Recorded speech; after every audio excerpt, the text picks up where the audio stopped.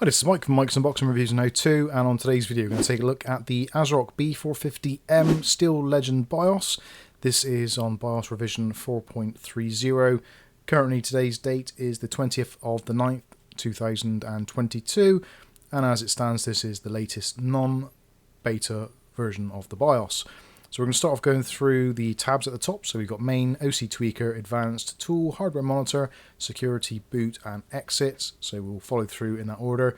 So if there's a particular part of the video you want to see and you know which tab it's in, obviously you can fast forward or skip through to the relevant part of the video. But otherwise we're just going to take a leisurely stroll through and take a look at all the settings and things that can potentially be tweaked. Now there's going to be some things which we can't tweak because we don't have a GPU. Well, we don't have an APU rather we do have a GPU. So things like resizeable bar we may not be able to add on, and also things like the onboard graphics settings, changing memory frequencies, that kind of stuff, any overclocking for the GPU or APU we won't be taking a look at in this particular video. If there is something in this video which doesn't appear and you do want to see it at a later date, or you want some help with it, please do reach out from the comment section and we'll do our best to do what we can for you. But with all that said, let's get on with it. So this is the main screen. As you can see, it's got the UEFI BIOS version, processor type, processor speed, the microcode update version, and also our memory. So this is where you want to check to make sure that your RAM sticks are correctly inserted and populated and being registered. You can also get a QR code scan down in this bottom right hand corner, and it'll tell you more about what you're seeing on the current page. So not a lot else going on there. We've got the date at the bottom, which you can go in and change, configure, etc. We're not connected to the internet on this particular device currently, so the date is actually a little bit wrong, and all the rest is navigated from this top section. So the first one is going to be the OC Tweaker. So you've got the overclock mode. This is for your front side bus speed. So in this option you've got auto or manual. If you go into manual, you can set the B clock manually. So generally it's going to be set to 100, so you can set it to 103, 104, whatever your system will cope with. Unless you know exactly what you're doing, I would stick with auto for pretty much all the settings in the motherboard, unless you have a reason not to. Southbridge clock spread spectrum. So spread spectrum is basically a way of it's almost like a protective measure. So in terms of what the frequencies are doing, if you have a wider spread spectrum, it potentially is more unstable, or can be if there's electromagnetic interference and all that kind of stuff. So you can go in and change settings in there if you want to. Again, generally, unless you have a specific reason, I'd set it to auto. If you're having a lot of problems with electromagnetic radiation and your system being unstable, I'd probably set it to enable just to give it a try, see how it goes. But yeah, generally auto is going to be fine. CPU frequency and voltage change. So if you go into manual there, you get the option for setting your processor's frequency manually. I would say for most of these things, you're probably a lot safer these days using something along the lines of Ryzen Master. That will give you arguably a better way of doing it. If you've done the Ryzen Master software setup and you've got all your settings dialed in, you can then, if you want to, manually add those details into the BIOS here. But for tweaking and performance testing, I would say Ryzen Master would probably be the easier way of doing it. But again, if you want to change all your settings in here, you're more than welcome to do so. Otherwise, leave it to auto and let it get on. Also, you've got your CPU cores, your CCX units and modules, so you can set individual frequencies for those as well if you want to. Again, depending on what processor you've got, we may have more than that. SoC, Uncore OC mod, you've got a choice there of enabled, disabled or auto. Again, I'd probably set it to auto unless you know exactly what you're doing. Same sort of thing for all these. Voltage control, like I said, you can transfer those settings from Ryzen Master if you need to. DRAM information, this is where probably most of you are going to end up going into. So this will read your DRAM sticks and see what they're actually capable of. As you can see, ours have a XMP profile, 3600, 1.35 volts at CL18 with secondary and tertiary timings of 1919. So if you want to, you can manually put that in, but if not, you can just hit the XMP option, which is here, load XMP. You can set it to auto, or you can load a specific profile. As you can see, mine is DDR4 3600, as I just mentioned, but actually in my DRAM frequency, because the B450 chipset isn't always the greatest and the tracks aren't always particularly good, You may find difficulty booting at that particular speed, so I've gone ahead and changed mine to DDR4 3200, which boots pretty much every single time, no issues whatsoever. Of course, if you want to, you can just click on this section and choose another speed, so you could maybe bump up to 33. You have got a maximum speed setting option in here of up to 6,000. Not that many people are going to get that far, but potentially you could certainly try if you wanted to. Next, you've got your DRAM voltage. So if you're getting problems with your DRAM, you may want to up the voltage. So 1.35 is what it's set to at the moment. You can bump up to pretty much whatever you want as long as you're happy doing it. Just be careful you don't damage your RAM sticks. When it's highlighted in red, means it's over the standard settings, which is normally 1.2 volts. So bear that in mind. Next, you've got your Infinity Fabric frequency and dividers. So you can set that to auto, or if, like now, we've got 3200 DDR currently installed, so we could set that to 1600 megahertz, so that would give us a 1-to-1 clock. Alternatively, just set it to auto, or to whatever suits your particular system. DRAM timer configuration, again, you can manually put all your settings in here should you wish to, and your external voltage and load line calibration. So you have actually got some load line calibration options in here, so you can change it. Currently it's set to level 5, that's what it seems to have settled down as, just with us setting this as auto.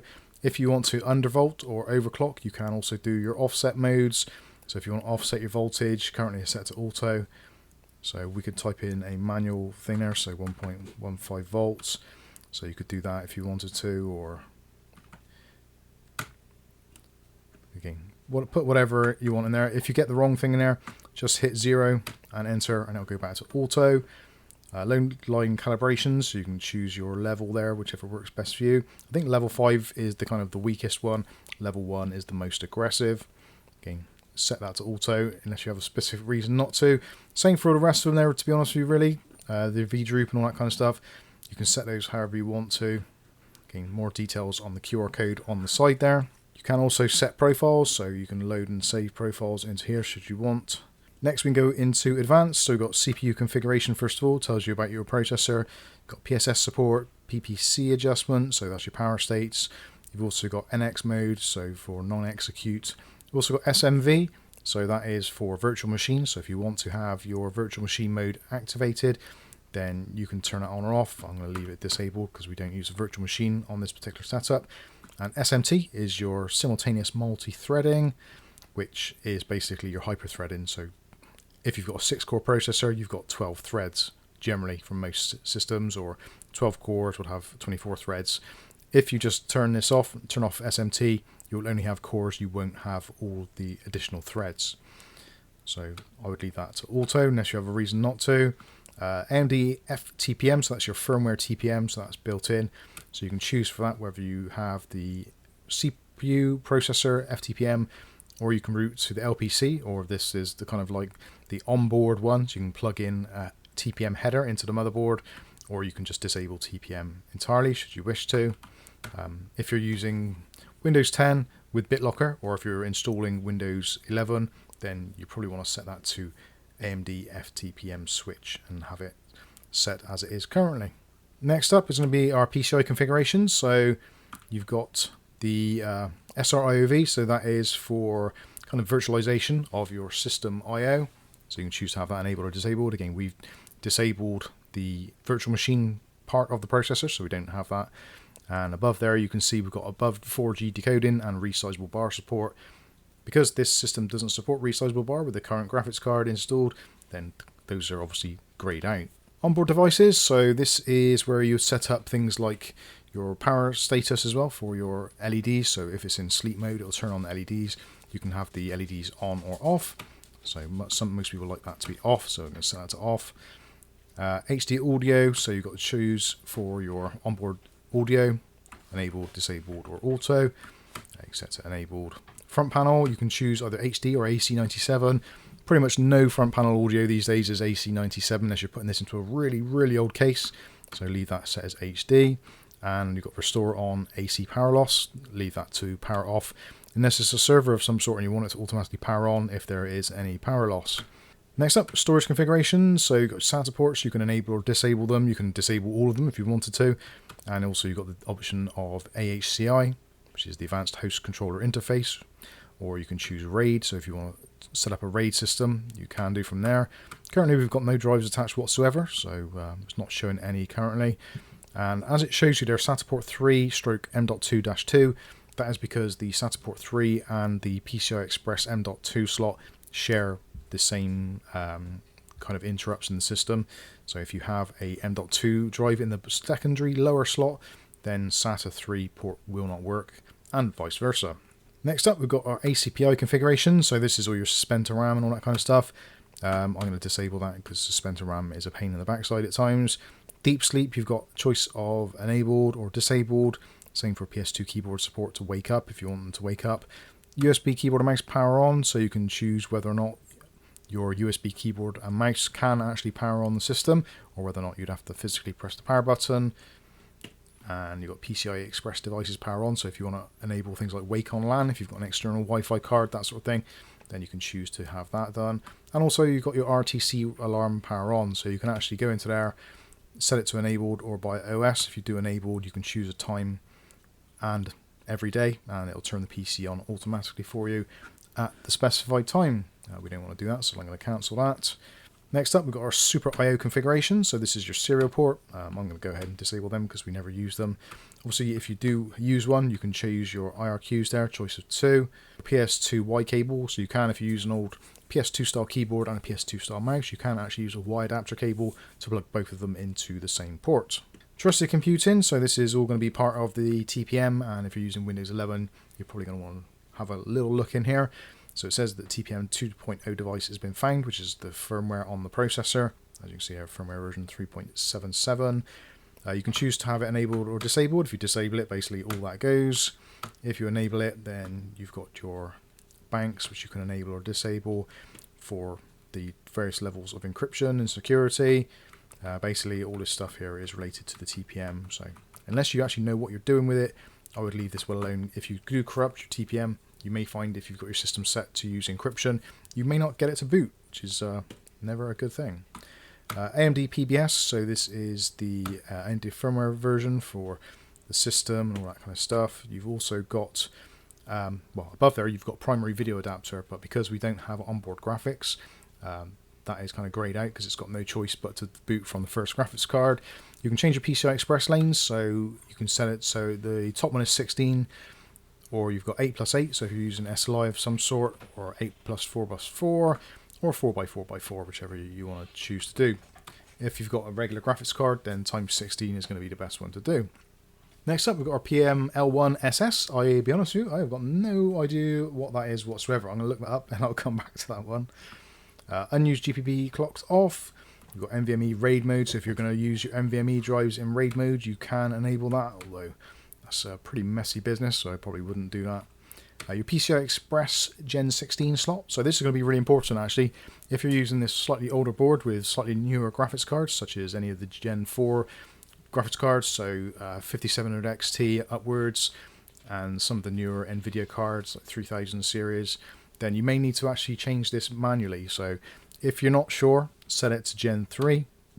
If you set it to Auto, and you're getting problems with your graphics adapter, maybe you're getting some weird artifacts on the screen, it's where the signaling is trying to signal at PCI Express Gen 4 speeds when you've only got a Gen 3 motherboard. So go in here, change it to Gen 3, and you're all good. M.2 PCI Express speed, so again you've got the choice here. So if your top slot has got a Gen 3 drive in, set it to Gen 3. If you've got a Gen 4 drive in there, I would still set it to Gen 3 anyway. If you leave it as auto, potentially you might get data corruption because it's trying to signal at the stronger speed, which it doesn't technically support. Promontory PCI Express speed, so again, this is for your chipset. So talking to the chipset, I'd leave that as auto.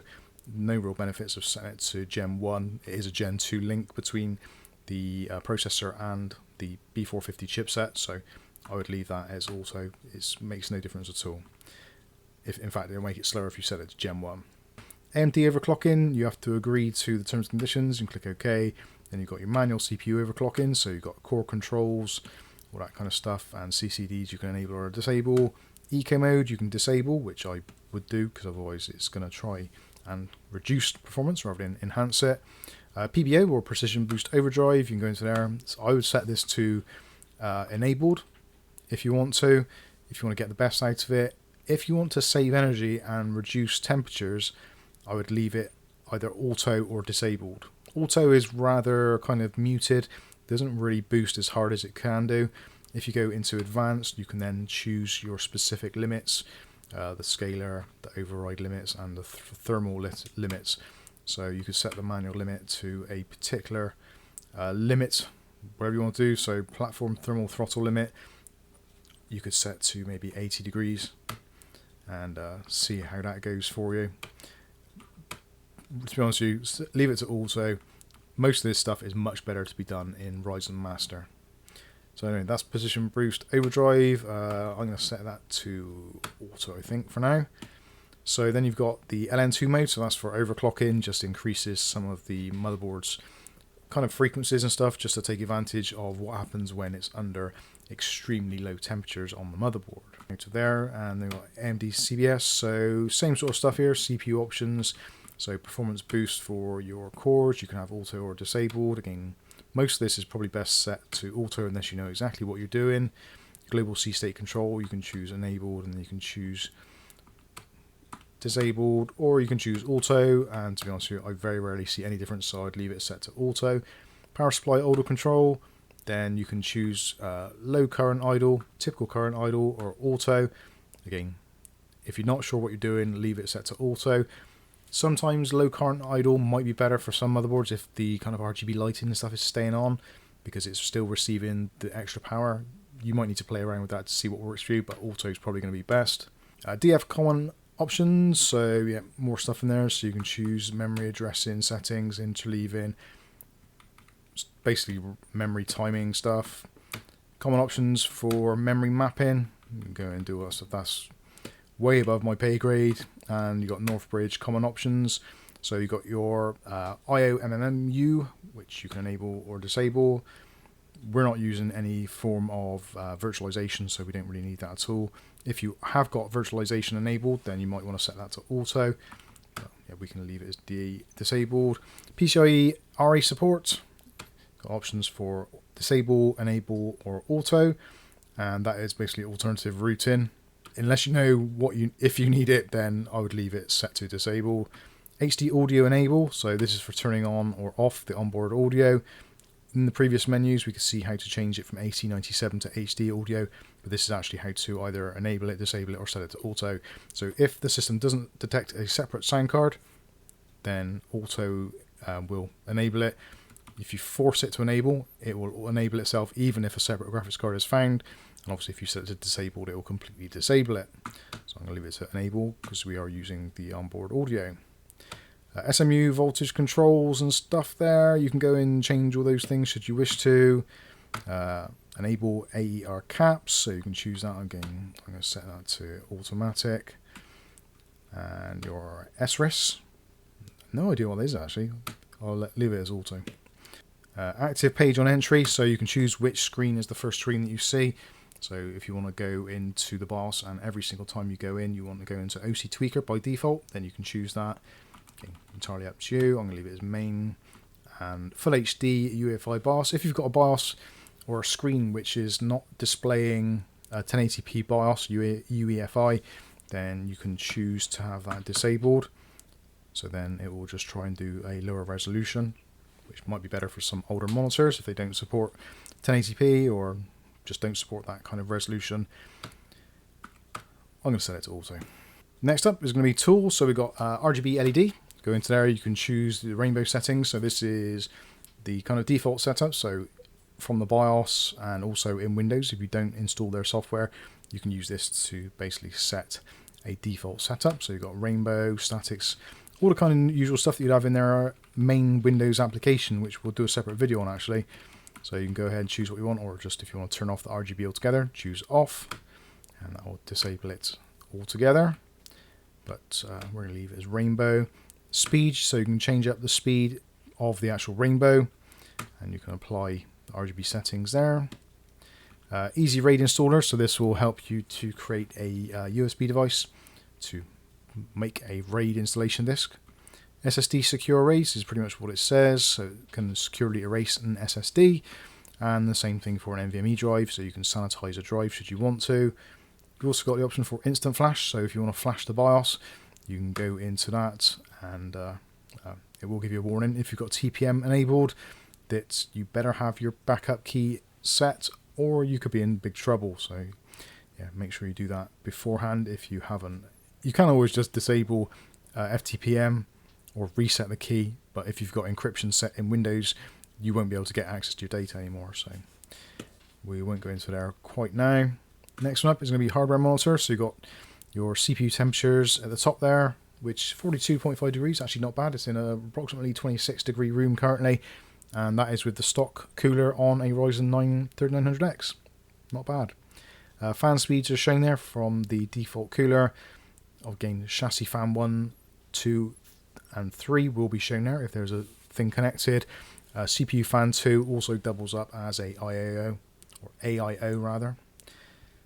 Also showing your voltages there. So this particular power supply, I'm a bit concerned about this power supply that I'm using. I do have a slight concern that it is not quite pushing out the voltage it should do. So the 12 volts okay at 12.03, that's absolutely fine, but the 5 volts just dipping under. Not a great deal, but yeah, it should ideally be 5 or above. And the 3.3 again is down to 3.29, so, and 3.28 actually it dropped down to then. So yeah, that is a little bit concerning. It is a little bit on the low side, but anyway.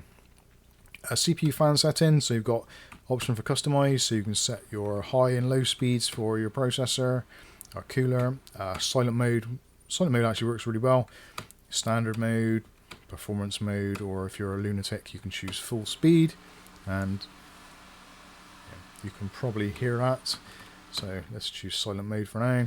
You can choose wherever the fan temperature source is, the motherboard itself or the actual CPU. So for the CPU fan, it makes sense to have it monitoring the CPU, and the same for the other fans as well. So you can scroll down through. So say for instance the chassis fan 2 for example. So say for instance you want that to be monitoring your motherboard temperatures, so you can have it there. So maybe if that's an intake fan, it'll speed things up should the motherboard get a little bit too warm. Do it however you see fit. Like I said, you control mode, you can do DC mode, auto mode, or PWM. So if you put it into PWM mode, you can do that, and then you can customize if you want to. So you can again set it so that it goes at different temperature gradients. So you've got an option for 4 different temperature grades. So you could do maybe 20% temperature 1, 40% temperature 2, 60 temperature 3, and maybe 70 temperature 4. And have that set as 100%. Again, entirely up to you. Case open feature, you've got the option for the CI port, which you can enable or disable, and also you've got the option for fantastic tuning. So if you're not sure what your fans are capable of, you can go into that and you can work out what they can do, and you can change the settings there and do it a little bit more granular through the fantastic. You can use your mouse and control some of these things. So we do CPU fan, and we can do customize, and then we can go ahead and use the graphical interface and set a curve which is just right for us. Well, just right for you. So there we go. You can set your curve. Once you've done that, click on apply, and that's it, you're done. When you want to finish or come out of there, come out. And sometimes it gets locked up in a certain place, so you have to actually go down and press another button or go left or right or move into a different tab. So if that happens, don't worry, don't panic if you press escape and it says discard changes. No, we don't want to discard changes. We just want to go move somewhere else, so just move around using left or right. Fan tune in, so you've got option for that. So if you click on that, it'll go in, it'll tune all your fans, make sure that they're at the high and low frequencies they should be. Also make sure they're set to DC or PWM. You get the general idea there. I think that is pretty much it in hardware monitor. I think that's pretty much everything covered there. Yeah, that looks good. So that'll be how to set all your fans and stuff up and monitor obviously temperature things that are going on. Security wise, you can set a supervisor password or a user password if you want to, and also secure boot you can turn on or off. This might be useful for some of you. So if you're struggling to get Windows 11 installed, hit this, enabled, and then you can do that. So you may need to reset your TPM key and all that kind of stuff. Secure boot mode you can set to standard or custom. So set to standard, and then you can enable these things. This is going to get upset because of my my video card driver, so yeah, we'll ignore that. You've also got your key management mode there as well for secure boot if you want to use any of that. Next up, we've got boot, so you can choose where you boot from. Now, because I've got basically nothing connected to this, it's not going to give me many options. So you've got boot from onboard LAN, disabled. You've got your setup prompt time up. So this is what times comes up on the screen to show you, like press F2 to continue, or press such and such key to enter BIOS, blah blah blah. Boot up number lock, so if you want number lock to come on when the system boots up, choose that on. If you don't want it on, choose off. If you've got 65% keyboard or something, you might not want it to. Full screen logo, you've got to choose for disabled or enabled, and add-on ROM display, option on or off. Fast boot, disabled or enabled, I would always leave that disabled. And also CSM compatibility support module, so if you're trying to build up your system and you're using an older version of Windows 7 or Windows 10, which is installed prior to UEFI being a thing, then you may need to enable CSM. Also, if you've got a hard drive that you're maybe putting into this system from another system, if it's not been formatted in the right way, you may need to enable CSM for the devices to actually show up on the system.